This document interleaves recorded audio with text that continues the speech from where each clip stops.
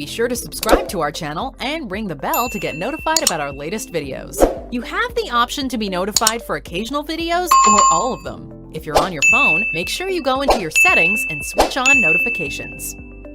Ladies and gentlemen, this is another all-new episode of the Unrestricted Podcast brought to you by Barri Media. I'm your host, Ish Barri. Tonight on the show, we have a dual threat here, people. We have a drag king and queen. We have Biconic in the building. Hey, welcome, everybody. welcome. How you doing? Glad we can make this happen. Absolutely. I guess we could start from the beginning. How did you? I don't even know how to ask the question. Like, how did you become a drag king and queen? Okay. And tell people what that is exactly. Okay. So drag queen is what you're seeing right now. You're welcome. And drag kings are typically, but not exclusively, AFAB performers that dress up as hyper-masculine individuals. And for those of you at home, AFAB stands for assigned female at birth. So they may no longer identify with the female label, but we're kind of all under that umbrella. However, there are drag kings that are AMAB, assigned male at birth, and there are drag queens like myself that are AFAB. We're also known as bio queens or hyper queens. A lot of us kind of, don't really care about those labels because at the end of the day, we're performers just like anybody else. Okay. Yeah, I'm old school. I remember hyper queen. I remember that. That's an old school term. Yeah. Damn. So how did you get, I guess start from the beginning here. Where are you from? What was your upbringing like? So I was actually a military brat. Okay. So the where you're from question sucks because we're from everywhere. I think I moved 11 times by the time I was 18. So, God damn. Yeah, a little bit of everywhere. I started school in Italy, moved to the States, jumped all over the U.S. But I was born in Virginia originally, and after I turned 21, I decided to join the service, and I was in the Army for 3 years, active duty. Dope. Thank you for your service. Appreciate that. Well, never know how to respond to that. Thanks. You're welcome. It all sounds douchey. I don't know. But yeah, it was a good experience. I appreciated, the opportunity to serve in that capacity. And I decided to get out, and I was like, all right, I'm going to go back to school. And somewhere, if we're going all the way back to the beginning here, right? So everybody's got a different, queer story. Mine was maybe a little bit more unique. I always knew that I was bisexual before I even knew what the term was. I can remember being 4, 5, 6 years old watching cartoons and wondering why the girl always ended up with the prince, Yeah. I was like, but she's really hot. It was confusing, and when I started kindergarten, I remember specifically having a crush on a girl named Chelsea and a crush on a boy named Mike. And as is the bisexual struggle, they liked each other and didn't know it existed. So. Oh, that sucks. Damn. Yeah, that's, so I kind of always knew, but I didn't come out until I was 18. Okay. And then when I was in the service, it was during Don't Ask, Don't Tell. So that was a really hard time because me and the rest of the queer community that served, we had to keep things on the down low. And I will say that there is kind of a bi privilege, if you will, that we can date both. So if we are in heteronormative looking relationships, if we're dating the opposite sex, then no one bats an eye. But it was hard knowing that I had to be a different and not completely full version of myself. Gotcha. So once I got out of the service, I decided that I was going to live as unapologetically as possible. And fast forward to moving to a few different states after that, I eventually settled in Houston, and there is a massive, wonderful, just incredibly inviting, inclusive queer community in Houston. They're wonderful. And I started going out a little more after, we started getting waxed, vaxxed, and ready to relax. So I went to this show called Mary's Kids, and at the time it was at the old location. Now it's downtown, so I highly recommend Hamburger Mary's. Go check that out. They've got a new location, you guys. It's gorgeous, massive. It's like right on wonderful. Prairie and San Jacinto, Prairie. Correct. Yeah, I live literally 2 blocks from there, so I can literally get out, walk. Yep, it's right off of Prairie. So, but back in the day, not that long ago, it was located right next to Buddy's Houston in Montrose. And at the time, they had this show called Mary's Kids. And I started going, and I thought the cast was just wonderful, and they were so nice, and they'd stay afterwards and kind of socialize with the crowd a little bit. And I added a couple of performers on Facebook, like a total fan. And one of them I struck up a conversation with, and we talked on and off and became friends over a period of like 8 months. And I kept saying how cool I thought it would be to perform, to be a drag performer, because I've been going to drag shows since I was 18 at the 18 and plus clubs, and then once I was 21, and beyond. And I'm turning 29 in September now, so it's Libra? I'm not a, no. Okay, what's the one before Libra? Virgo? Libra. I thought you said leap year. Oh, no, I was Libra. like, it's not a leap year. I'm sorry, my bad. What year is it? Where am I? No, it really did feel like that after the pandemic, though. You know, concept of time is just completely skewed. But yes, I'm a Libra. Hey. And anyways, I've been enjoying drag now for about a decade, and that's good. In that whole time, though, I never really saw myself on stage. And so when I started talking to this one performer, Mackenzie Scales, shout out Mackenzie. Yeah, buddy. Hey. They became a really good friend to me and encouraged me to, go out and do this if there was something I was really interested in. And I sat on it for a while. And then they competed in this drag show called Drag It on 6. Over at Rebar, hosted by Barri and Andy.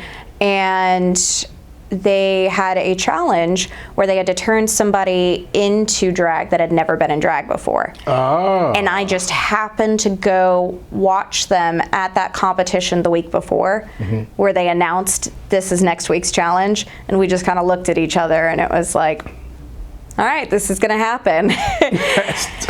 Yep, and so I got roped into drag by being a part of their competition. We did a Ursula versus Maleficent kind of like fight scene. It was really cool, and of course I was the big-bodied Ursula, and I was hooked. Ever since then, it hasn't been that long now. I'm a drag embryo, as I like to say.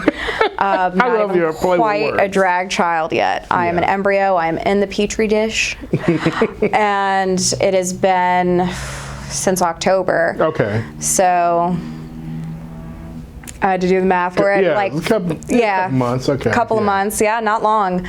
So it took about 2 months to figure out that this was the face that I wanted to do, and it's an amalgamation of a lot of different styles that I enjoyed seeing in other performers over the years. And every drag performer says, this is my face, then give it a year and they're doing something different. So I'm sure it'll continue to evolve. Of course. However, the drag king thing kind of spawned from Drag It on 6 as well. Because that night when I went to go and support my friend in this competition, there was someone who had a cameo performance at the competition, and they were drag king. And it was the first time I'd ever seen a drag king in person. Shout out Hugh Dandy. And they're fantastic, and I was instantly like, okay, now I'm seeing someone that looks a little bit more like me on stage. This is really cool. I got to find out about this. So, I did some digging online, and that's how I came across a queer spot that I would go drink with my girlfriends a lot over the last year, Pearl Bar. Apparently they have a drag king show every Wednesday. and it is fantastic. I highly recommend. If you've never seen drag kings perform, they also have non-binary performers. They've got everyone under the umbrella of queer. There's drag queens, kings, non-binary, trans performers, performers that are just goblins and ghouls with no label. Fantastic, wonderful people there. There's so much talent, and because it's not right on that Montrose Strip with a lot of the other gay bars, a lot of people don't know about these shows out there, so I'd highly recommend go checking that out. They're incredible, and once I started seeing these performers, I realized that I had found my home bar, and I performed there as a drag queen and a drag king. My drag king's persona's name is Panorama. Okay. So while Biconic is the bisexual icon you didn't know you needed, I love it. Panorama is a big bitch. You need a wide-angle lens. I love it. So they're fun. They're similar but different in the same way that bisexuality and pansexuality is similar but different. Absolutely. So a lot of people get confused, you know, like, oh, there's new terms, there's new labels, how do I keep up with it, you know? But within the queer community, it's amazing how over the last 2 decades especially, we've really found a way to put a name to how we identify and how we feel and what we're attracted to. And for some people, it gives them a better sense of self. And for others, it's so that they can help people around them figure out, like, oh, okay, that's your vibe, you know. So for me, like I said, me out of drag, by my government name, that person has always known that they were bisexual.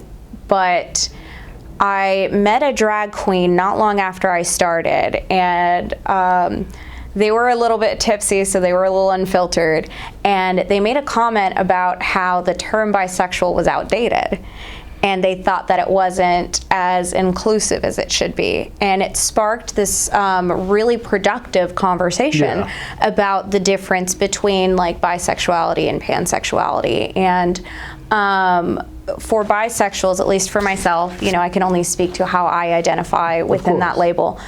But as a bisexual, I am attracted to people that are like me and not like me. So, wait, hold on, write that about me again. So people that look like me and people that are not like me. Gotcha. Thus the bi. Okay. However, as a bisexual, I have types. You know, there's very... we all have preferences. Yeah, I have my preferences for sure. You know, I know when I look at a woman, like what I'm attracted to in women. And I know that when I look at male identifying individuals, you know, what I'm attracted to in men. And I'm attracted to trans women and trans men because trans is, you know, a descriptor of the journey, but they are, trans men are men, trans women are women. So anyone that thinks that the term bisexual doesn't include that is ill-informed. However, pansexuals, I have, at least from the conversations I've had with other friends that identify as pansexual, they've stated that they're more attracted to the person first, and then the outside packaging is kind of the afterthought. Gotcha. Right. And so I love that concept. I personally don't identify as that, but I love the idea of that, and I wanted to embody that in a portion of my drag because I think it's beautiful. Yeah. And so Panorama is a fuckboy. Not to say that pansexuals are, that's not where I'm going, but he is a fuckboy. And he wants everyone and he thinks everyone wants him. I love it. Whereas Biconic, she wants all the women in the room and the men just, you know, they're there. Hello. You can. I love that character.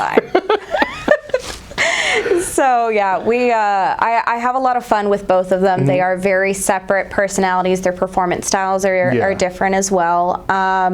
Panorama is currently undergoing some facial reconstruction. and by that I mean I'm giving him a little bit of extra makeup right now, so he'll make his reappearance shortly. Because right now he kind of looks like a used car dealer, and it's just, you know, those are usually the fuck boys. I'm sorry. on brand. But see, here's the thing: he wants to be a fuck boy that you want to fuck. Okay, gotcha. So, not some sleazy used car salesman trying to get you in a, you know, because everyone wants a sleazy guy to perform for them, right? That's true. So yeah, we're working on that. But he will be making reappearance shortly, and he is a fan of the 80s. He loves rock music. If he is not trying to find an excuse to strip down to his chest plate and serenade you, he is rocking out. Whereas Biconic, she is a big fan of ballads, high energy music, and she also likes to do storytelling in her music. So they're the same person, but also separate. Gotcha. Yeah. So it's a lot of fun. That's dope. Have you ever did both in the same night?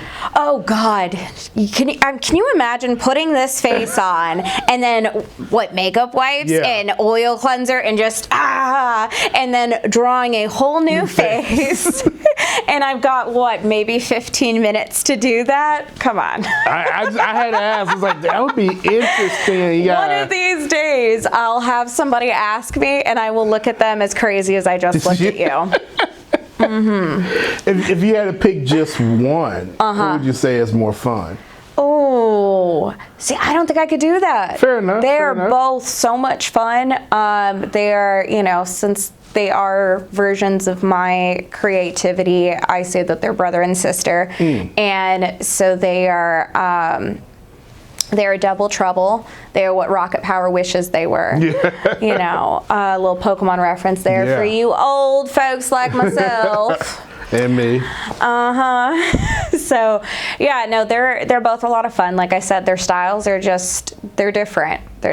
But I've had a couple people tell me that they've have a crush on Panorama, and I've had a lot of positive reception as Biconic as well. So. Yeah, I think the crowd just likes to be entertained, and I definitely bring that. That's dope. So walk me through the process of transforming into both. Okay.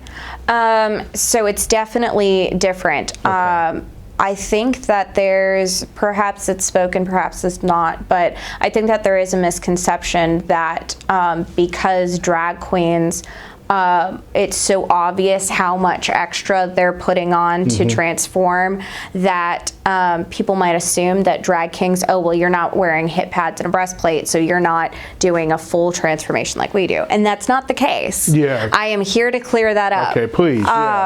So for drag queens, typically we have whatever undergarments we have that kind of holds everything together. I saw in a movie once, somebody goes, well, what's going to come falling out? Yeah. But it holds it all together. And then we'll have some padding, that'll kind of give the hips and the booty a little oomph. Oh, yeah. And the size of that is dependent on the performer and the fantasy that they're giving you. Yeah. And then, of course, some people have breastplates. Some people grow them naturally. And, we have a little something up here. Yeah. Some people don't wear plates, though, because all titties matter. Absolutely. We love them in all sizes and shapes, and I love my flat-chested girls just as much. I will play the drums on your nipples, honey. I don't care. That's the trail right there for this episode. There you go, right there. Oh, God. And then if it's like me, you're playing the bongos. But anyways. No, so there's the undergarments, and then you have your tights, and most people prefer the dance tights because they're thicker. You want something that's opaque. Yeah. And you'll have on 2-3 pairs of tights. Damn. And right. I never knew that. Right. Holy so think cow. about that. You've got the corset, you've got the tights, you've got the breastplate. Yeah. And then whatever your footwear is, and then your costume on top of that. And now we've got our wig cap, and then we've got our wig, and all the glue to hold all that together. And then you start on the face. Damn. So it's a process. And that's gotta be hot. Oh yeah, especially in Houston. Are you kidding me? Whew. During the summer months. I'm saying, right and some people have outdoor shows in the daytime. Yeah, I've seen. I think they are sadists. I'm going to say that to the camera. You are a sadist if you enjoy that. I mean, as a performer, as a show director, if you enjoy putting somebody in all of that packaging in the hot sun in the middle of the summer at noon, yeah, blessings unto you, my child, because I cannot. Wow. But no, seriously though, it's incredible what these performers go through. Absolutely. And the fact that they're able to pull all that together under any kind of climate, day or night, and give you a show. And it's something that's it looks so effortless and entertaining to the to the audience. But there's a lot that goes on behind the scenes to make that happen. And for your makeup, you've got to lay your base, and then you've got your foundation, your contour. You've got, I like to use the clown white makeup, obviously, and whatever eyeshadow, whatever primer you're using, your lipstick, your mascara, your lashes, you got to glue down your brows. So I've got Elmer's glue on, and then I got to hold a hairdryer to it, and then I got to go in again. And fun fact, if you wet your fingers just a little bit, smooth it over that Elmer's glue, it'll make it nice and flat. And then you got to put your foundation on top of that, and then powder on top of that to set it, and then go in with whatever eye makeup, and then draw new brows. Oh, bloody hell, damn. Yeah, it's a lot. It's a lot, but it's worth it. All for a 3 to 5 minute song. Wow. So how long is the makeup process? I heard for some drag queens that's probably the longest thing, right? Yeah, I would say for most people that part of the process is the longest. Some people will get ready at home and show up to venue ready to go. Others will do everything else and then do their face at the venue because it is, such a process. But I would say for me, my drag queen face probably takes about 45 minutes to an hour. Okay. I did it in 15 minutes once, and I do not recommend. Yeah. That is not the tea. Not at all. My drag king persona transformation and makeup is a whole separate journey. Okay. Because I will say this once on record, because I get this question asked all the time. Okay, let's hear it. And I am tired of answering it. My chest is a 40K. Damn, okay. Not a double, not a triple D, not a G, not an H, not an I, not a J. We're at a K. Yes, I too did not know there were that many letters until I was living it. I'm sorry to jump there. I have an episode I recorded last month. It'll drop probably next month because I drop episodes every other week. I had a woman on that is a 36O. And I can show you the behind the scenes video. I think we are all very interested in seeing this. And I'll keep you updated personally when the episode drops. This O-chest goddess, bless you, because the K's are enough for me to carry around. I'm telling you. And when you're transforming into a king, having a large chest is difficult. And some of the kings I know with slightly smaller chests will use trans tape, and that kind of helps you, not to get too graphic here, but you're putting your nipples in your armpit. Oh, damn, okay. You are literally taping everything to the side, and it is as uncomfortable as it sounds. It's like a corset for your chest, so that's a thing. But for me, I found some kind of backwards way to my chest. I use one of those. They're about this tall. Elastic waist wraps, and I use it on my chest and just cinch it as much as I can because tape is not going to cut it. Yeah. They do make binders for plus size, but those are a lot of trial and error as well. You got to find the ones that work best for you. But anything to lay the chest down as flat as it'll go. And then you have your chest plate. If you don't wear a chest plate, some people will contour to kind of make it look like they have pecs. Gotcha. You know? I see that, And I've even seen some people draw fake nipples on their, now that one's moved to the side, they'll draw one and then do the contour. So there's a ton of creative ways. It's a whole process. And then, of course, you've got your costuming, and drag kings are notorious for, we will rhinestone anything that we can tape down. Like a rhinestone cowboy. That we are rhinestone cowboys. Anything we can get our hands on, just like we're the going. Taco Bell box. Just like my Taco Bell box. I'm saying. So we buy stones in bulk. We have to because we stone everything.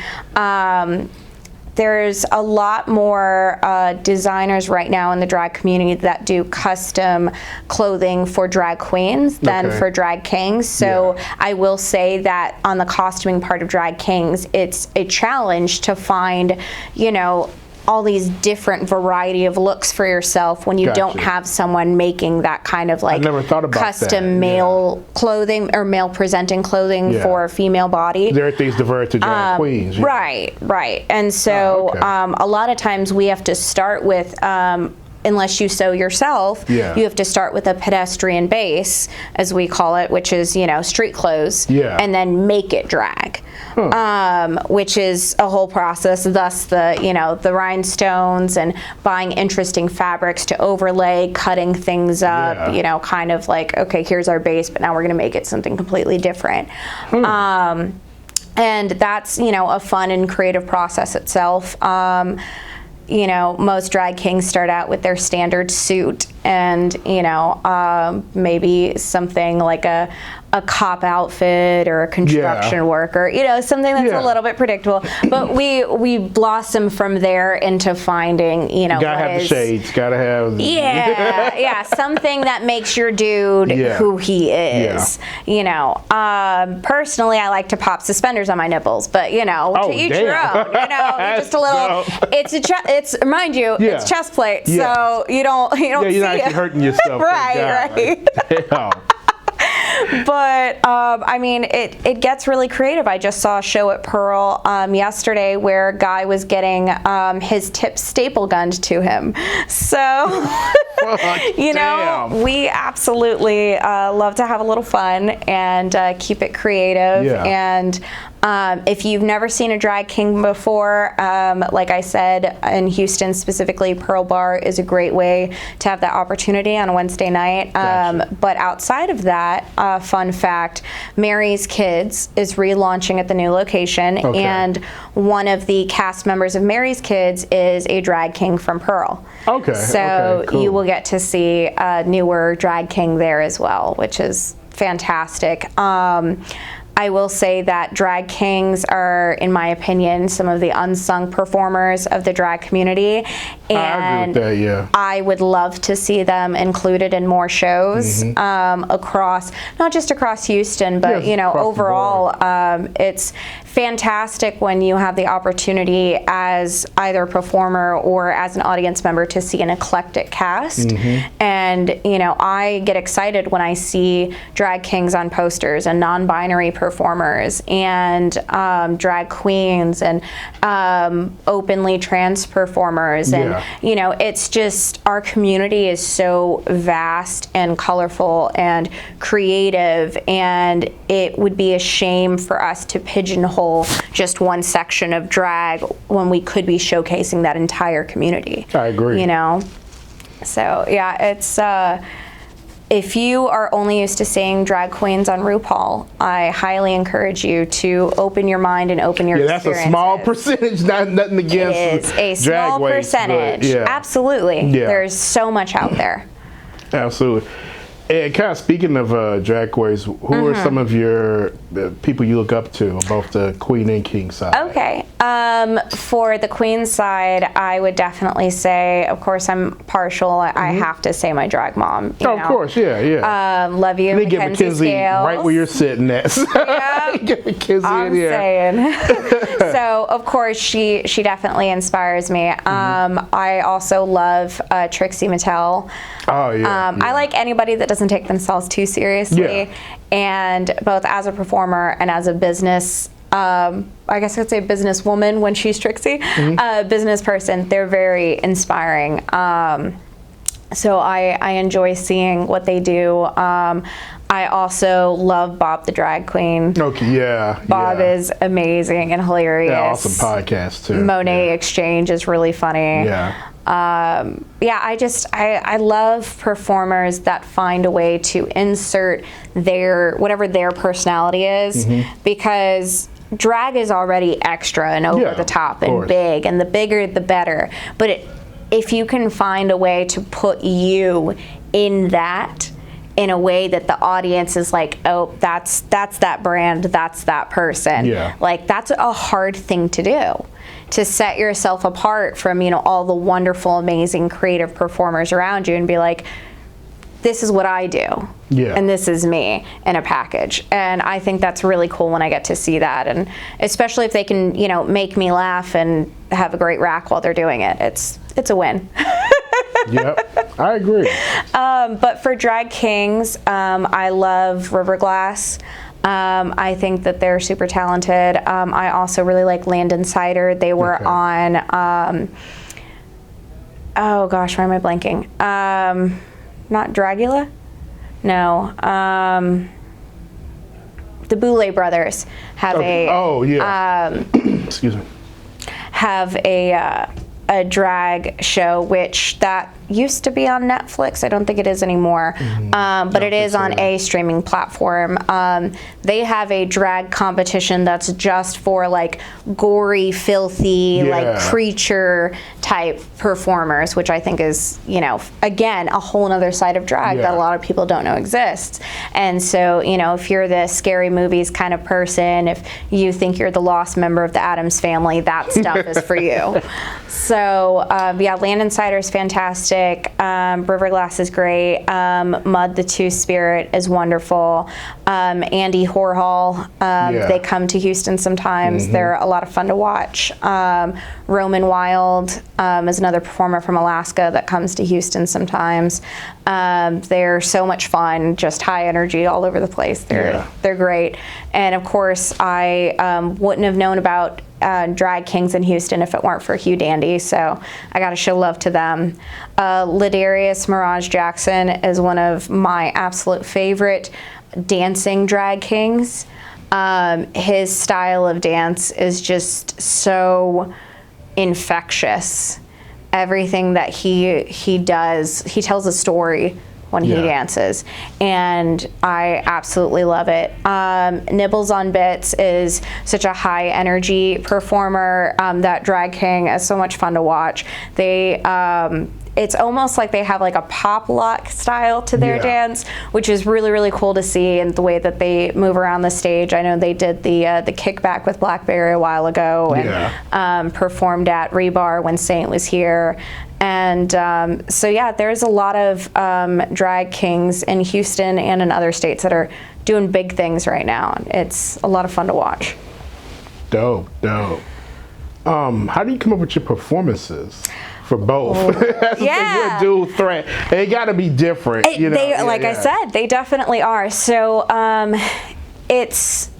usually what happens first is I find the song first. Occasionally it'll work the other way where it's concept and then it's song. But usually I'll listen to a song and I'll be like, oh, it would be really funny if someone did X, Y, and Z, and then find a way to execute that. I try to think outside of the box. I try to bring stuff to the stage that I haven't personally seen yet. As much as I love a top 40 performance, because everyone loves to hear their either all-time favorite or current favorite music being played at a bar. And if you get to watch someone beautiful dancing and lip syncing at the same time, then all the better, right? So I do love that, but I also, like I said, I love the storytelling aspect of it. So I try to, like with Taco Bell, you know, attaching a giant taco to a bell costume and bedazzling and stoning the crap out of it, and then stoning a to-go box just to really take it home. And, you know, she's got the little Taco Bell there on the side. So yeah, I like to, you know, find ways to tell stories with my drag, and I think that that's equal parts costume, song choice, and performance. Gotcha. So I had an instance, actually, funny story, where when I was a drag king, during one of my performances, towards the end, I was moonwalking backwards. Nice. And it was until I lost my balance and broke my arm on stage. During the performance. I'm sorry to hear that. Crap. Oh, no, it was fine. I finished the performance. Oh. That's the important part. Kudos to you. With a broken arm, I was like, you know what? This number's almost done. We got this. And so I finished the performance, but the problem was I had a few more, I had, I think, 2 more bookings that month. Okay. And then I had a cameo coming up, and I was like, okay, well, now I have a broken arm. What are we going to do? Shit. And so my next performance, I was like, okay, well, I'm in a cast. Well, I wasn't in a cast yet. I was in a sling first. Okay. So I was in a sling, and I was like, all right, now I'm throwing out the idea I had before. I'm going to have to do a different number and incorporate this sling. Ah. So I chose, was it Martina McBride's Broken Wing? Okay, And I basically found a moving, what I believe was a tasteful way of giving a storyline of, it was Broken Wing, Goodbye Earl, and Breakaway. Okay. I put all those together and had a couple other people jump in at different parts of the number, and essentially it was showing a DV survivor getting out of a bad relationship and then finding themselves. Okay. And all of that spawned from me breaking my arm on stage. So, yeah, and then, you know, sometimes I'll just hear something and I'll be like, how ridiculous would it be? Like this, I have to blame Doja Cat because she's partnered with Taco Bell right now, and I don't know if you follow her on TikTok, but she made this ridiculous rap about Mexican pizza. And I'm like, I can put that in a drag number. And so look at you. Oh, shit. I incorporated that with a song I knew from YouTube forever ago that was about tacos. And Taco Bell with an E was born. Wow. So, yeah, you just, you know, keep the wheels turning, keep your mind open, and try to find stuff that speaks to you. And hopefully you'll find an audience that it speaks to as well. Okay. Yeah. If you could change one thing about the community, what would it be? Oof. Oof. All right, how much tea we want to spill? Okay. Whole can full. Let's go. He said he's thirsty. Okay.